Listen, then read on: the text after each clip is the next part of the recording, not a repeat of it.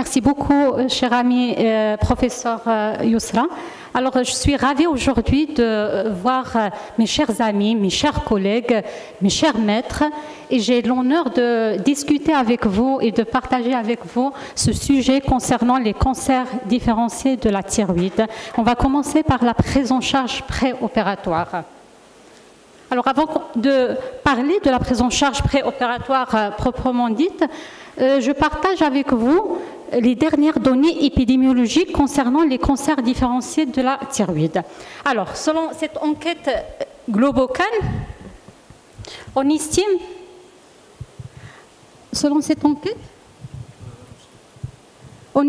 qu'aujourd'hui, il y a 448 915 nouveaux cas de cancer de la thyroïde qui sont diagnostiqués en 2020 dans le monde. C'est-à-dire que lorsqu'on compare ce taux avec les années 80, on remarque que l'incidence a augmenté. Alors, cette augmentation de l'incidence, elle est liée à une meilleure reconnaissance diagnostique. Aujourd'hui, on reconnaît bien ces cancers de la thyroïde. Jusque-là, tout va bien. Lorsqu'on regarde les rectangles en rose, ça signifie la mortalité. On se rend compte que cette mortalité est faible. Et il était faible avant. C'est-à-dire qu'il est resté stable. Malgré la meilleure reconnaissance des cancers de la thyroïde, on ne change pas la mortalité. Et puis la question qu'on se pose, pourquoi on reconnaît bien ces cancers, mais on ne change pas la mortalité? L'explication qui est donnée tout simplement, c'est parce qu'on diagnostique beaucoup les micro-cancers de bon diagnostic.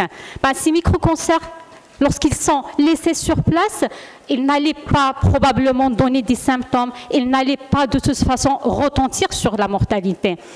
Mais ici, les auteurs concluent à un problème de surdiagnostic, parce que si on ne change pas la mortalité, il ne faut pas oublier le risque qui est lié à la chirurgie. C'est-à-dire, pas de bénéfice n'égale pas de risque. Il y a toujours un risque qui est lié à la chirurgie. C'est-à-dire que le rapport bénéfice-risque est défavorable. C'est pourquoi on parle d'un surdiagnostic, d'un surtraitement qui est un problème de santé publique. Ce n'est pas le cancer qui est un problème, mais le surtraitement qui est un problème de santé publique. Alors, maintenant, ces cancers différenciés de la thyroïde, on va le découvrir soit lors de l'exploration d'un nodule thyroïdien, qui représente la situation la plus fréquente, tout en sachant que ce cancer ne représente que 5% des nodules explorés. Et puis, lorsqu'on regarde les pièces de thyroïdectomie, le microcarcinome, on va le trouver dans presque la moitié de ces pièces de thyroïdectomie totale. Et puis, la dernière situation qui est un petit peu rare, c'est lorsqu'on va diagnostiquer ce cancer à un stade plus avancé suite à une adénopathie cervicale ou des métastases à distance. Alors, maintenant, on parle de la prise en charge préopératoire, avant la chirurgie. C'est un patient qui va consulter et qui va venir nous voir pour un nodule thyroïdien. Et puis, c'est à nous d'identifier parmi tous les malades qui consultent pour un nodule, les vrais malades qui présentent un cancer, les vrais malades qui présentent des nodules malins, qu'on doit les proposer pour une chirurgie optimale d'emblée, pour éviter tout ce qui est reprise et tout ce qui est morbidité liée à la reprise. Comme ça, on peut améliorer le pronostic. Et de l'autre côté, on ne va pas être content si on propose un malade à la chirurgie alors qu'il a un adénome folliculaire et il présente une hypoparathyroïdie après la chirurgie. Ça s'appelle la iatrogénie. Donc, on doit à tout prix éviter cette iatrogénie en respectant tous les nodules qui ne nécessitent pas un traitement spécifique. On a dit que l'objectif, il est simple. Il faut identifier ces nodules malins. C'est l'objectif principal de cette prise en charge préopératoire. C'est-à-dire qu'on parle d'une étape de sélection. C'est une étape de stratification de risque. Et pour bien stratifier ce risque de malignité avant la chirurgie, il faut bien évaluer ces nodules avant la chirurgie. Alors, je vais parler de cette évaluation en se basant sur les dernières recommandations européennes et françaises. Alors, tout d'abord, on va commencer par l'évaluation clinique. On insiste sur cette étape qui doit constituer toujours la première étape.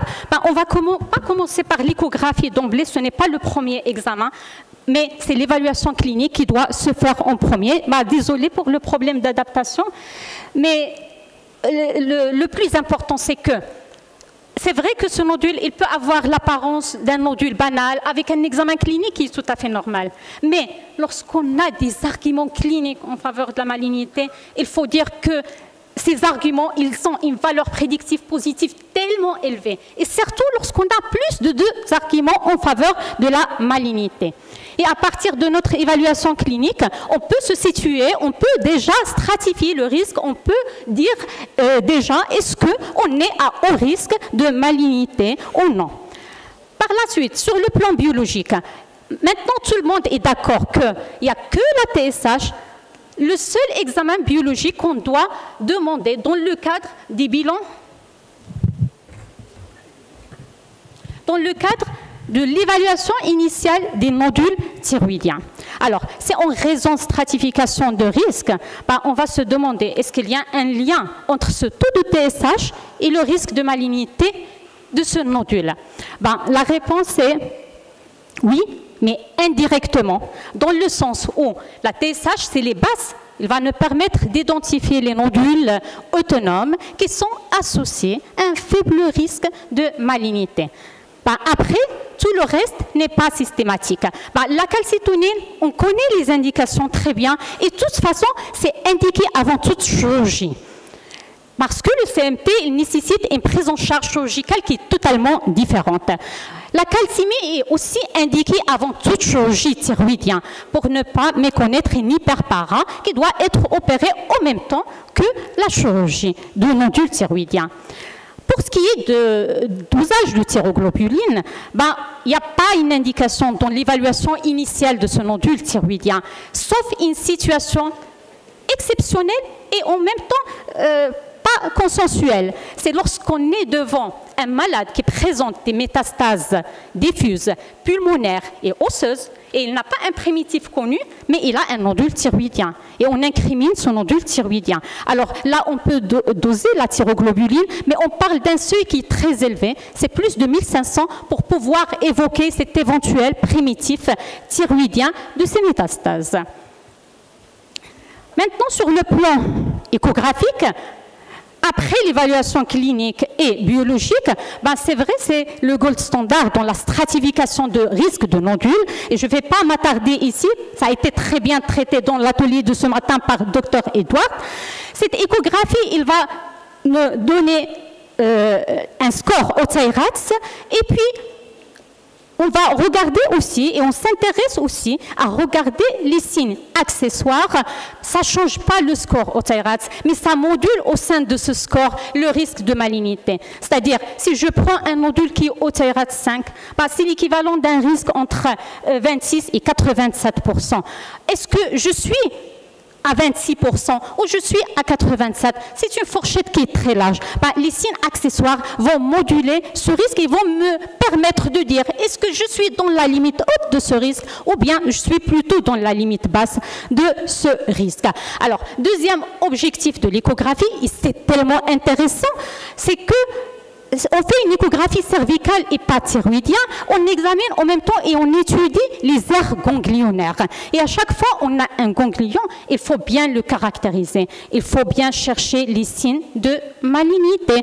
Et puis il faut aussi compléter par un dosage de thyroglobuline après cytoponction, ça va guider l'étendue de la chirurgie.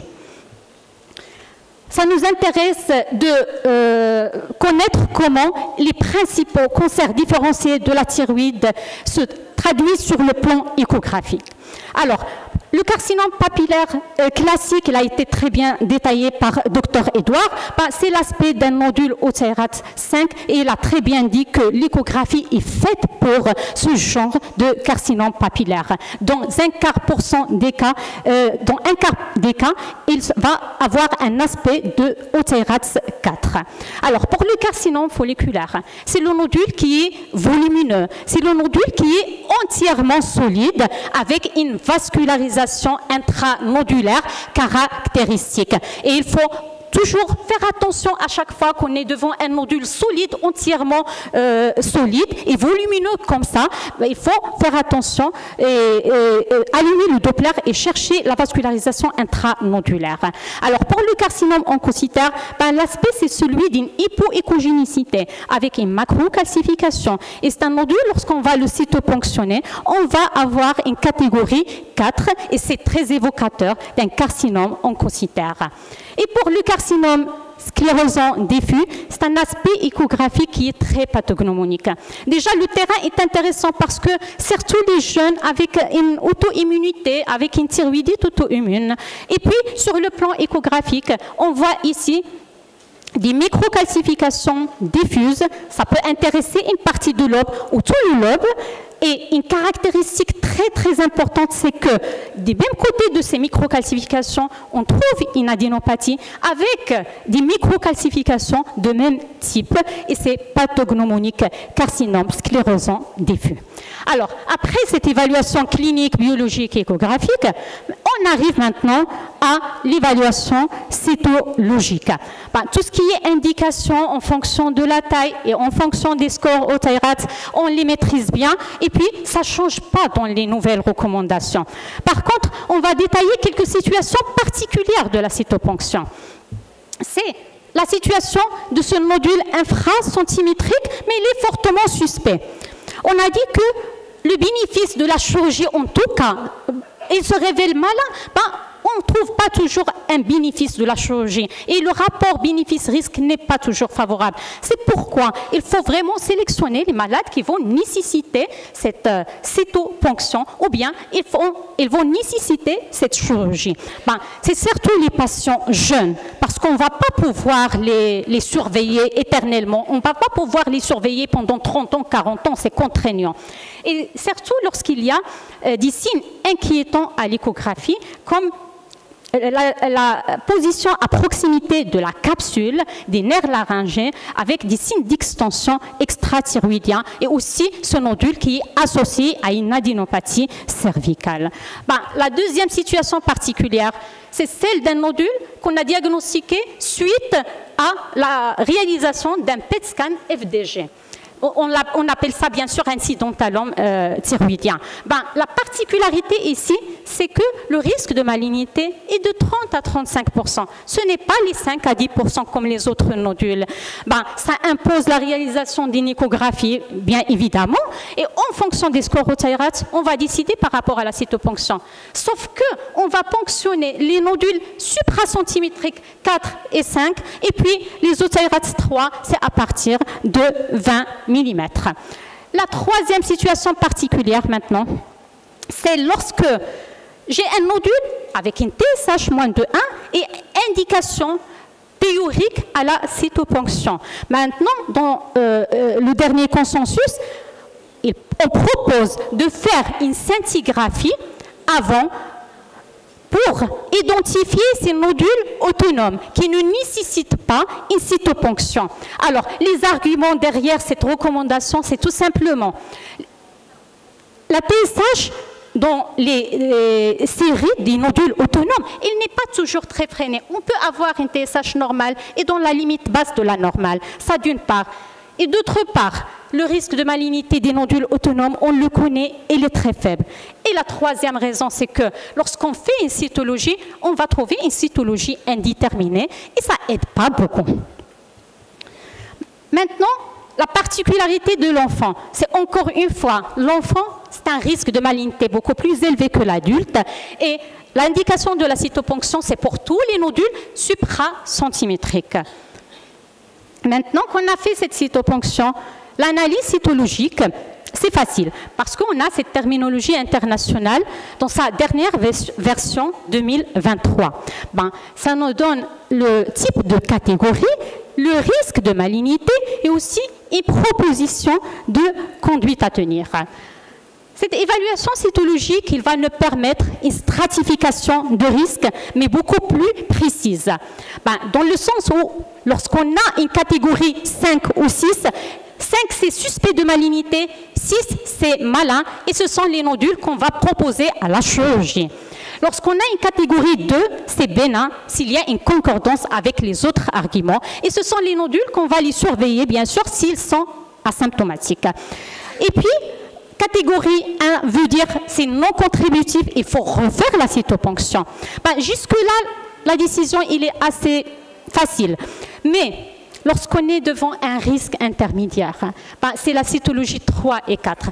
3, ce sont des lésions ou des atypées de signification indéterminée. Et 4, c'est le néoplasme folliculaire. Les deux correspondent à un risque de malignité de 30%. C'est-à-dire que si on propose une chirurgie diagnostique, on va la proposer inutilement dans 2/3 des cas. Et c'est beaucoup. C'est pourquoi il faut faire d'autres examens complémentaires qui vont guider la nature de ces nodules. Alors, ce qui est recommandé aussi, maintenant, dans cette catégorie indéterminée, c'est la scintigraphie ou technicien MIBI et c'est la biologie moléculaire. Maintenant, cette scintigraphie ou technicien MIBI pour ces nodules indéterminés, pourquoi? Parce que tout simplement, il a une grande valeur prédictive négative. Alors, dans ces deux études prospectives qui ont étudié ces nodules indéterminés, ils étaient tous opérés et ils ont bénéficié d'une scintigraphie avant. Technicien MIBI toujours. Il s'avère que les malades qui n'ont pas fixé à la scintigraphie, ils avaient un nodule bénin à la nappate définitive. Et la valeur prédictive, c'est 100%. Et sur la base de ces données, nous avons maintenant la place de cette scintigraphie technicien MIBI dans cette catégorie indéterminée 3 et 4, selon les deux consensus européens et français. Maintenant, pour le PET scan FDG, ce n'est pas le cas, il n'y a pas de place, ce n'est pas recommandé dans la caractérisation de ces nodules indéterminés, tout simplement parce que la valeur prédictive négative est sous-optimale. Mais pour la biologie moléculaire, là, c'est une grande place. Alors, ça permet d'identifier les nodules malins, d'une part, les proposer à la chirurgie, et aussi, ça permet d'avoir une idée sur le pronostic et de guider l'étendue de la chirurgie. Alors, pour conclure, je vais dire qu'aujourd'hui, nous avons des nouveaux consensus. Et puis, nous avons des algorithmes et des propositions de prise en charge en fonction des scores Ohtayrat, en fonction de la catégorie Bethesda. Et tout ça, c'est tellement important. Maintenant, pour faire mieux, il faut vraiment raisonner en fonction du patient, en prenant le malade comme repère, pas la cytologie, pas l'échographie. Pourquoi? Je vous donne un exemple. Encore une fois, celui qui a un risque intermédiaire, qui a une cytologie indéterminée. Risque à 30%, je suis entre les deux, surveillance, chirurgie, je ne sais pas quoi faire.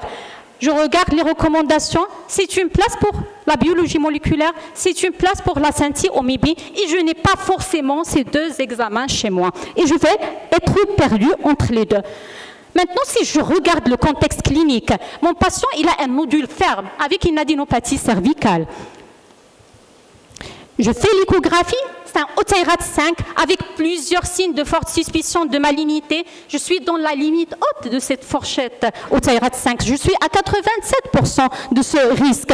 Je suis sûre que c'est malin déjà. La cytologie, s'il est indéterminé, il ne va pas me perturber, il ne va pas me déranger. C'est un haut risque de toute façon. Et c'est un malade que je vais proposer à la chirurgie. Après, il y en a beaucoup de situations, il y a beaucoup de situations possibles. L'idée, c'est qu'il faut à chaque fois évaluer ce risque en fonction de la clinique, en fonction de l'échographie, en fonction de la cytologie, en fonction de ce que j'ai.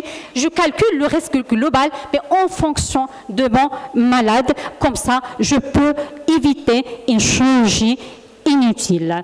Et une fois l'indication de la chirurgie est posée, j'oublie pas de demander une calcémie. On a vu pourquoi la calcitonine, le statut ganglionnaire, la biologie moléculaire peut-être dans les années à venir, pas aujourd'hui. J'oublie pas d'informer bien mon malade et de discuter avec le chirurgien pourquoi on a proposé la chirurgie et qu'est-ce qu'on propose comme étendue de cette chirurgie. Et je vous remercie.